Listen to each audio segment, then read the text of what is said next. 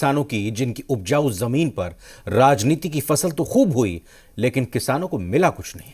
2006 में टाटा ने सिंगूर में नैनो कार की प्लांट लगाने का ऐलान किया था, लेकिन ममता बनर्जी ने आंदोलन पर किसानों को भरोसा दिया कि जबरदस्ती ली गई जमीन वापस करेंगे। लेकिन क्या हुआ? क्या किसानों की जमीन वापस हुई? ये रिपोर्ट देखिए और समझिए आप।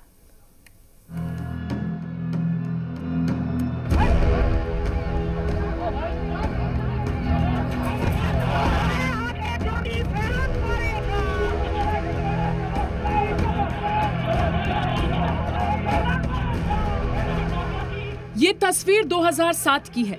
पश्चिम बंगाल की राजधानी कोलकाता से 50 किलोमीटर दूर हुगली जिले के सिंगूर में किसान जमीन अधिग्रहण के खिलाफ आंदोलन कर रहे थे। इस जमीन पर टाटा नैनो कार के लिए प्लांट लगा रहा था। ममता बनर्जी भी किसानों के जमीन अधिग्रहण के खिलाफ आंदोलन में शामिल हो गई।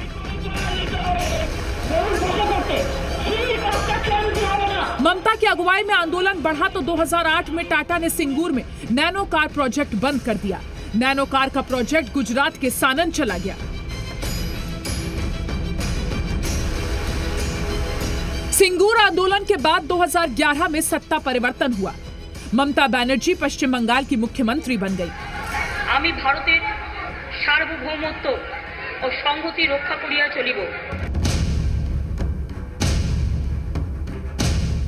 लेकिन जिन किसानों की जमीन के लिए ममता बनर्जी आंदोलन कर रही थी, उन किसानों का क्या हुआ? उन्हें क्या मिला?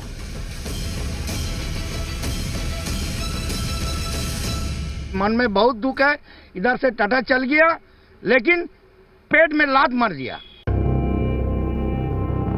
क्या ममता ने जिन किसानों को जमीन वापस करने का भरोसा दिया था, उन्हें जमीन वापस मिली? मेरा पिताजी का जमीन था 7 बीघा। ठीक है, बनाना फैक्ट्री में चला गया तो दे दिया था। फर्स्ट टाइम में दे दिया था। ठीक है, तो पैसे भी दे दिया था। अभी जो ममता बनर्जी घोषणा किया था जो जमीन भी लौटाएगा, वो हम लोग को जमीन लौटाया नहीं और पूरा बोन होकर पड़ा हुआ है, खास बोन होकर पड़ा हुआ है। उन युवाओं का क्या हुआ जिन्हें सिंगूर की फैक्ट्री में नौकरी मिलने वाली थी? बाहर जाना पड़ा मेरे लड़का को।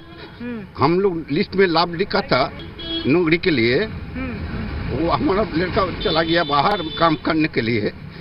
तो दुख की बात नहीं होगा? सब कुछ अधूरा होके छड़ा। क्या सिंगूर उस आंदोलन के बाद आगे बढ़ पाया या पीछे चला गया?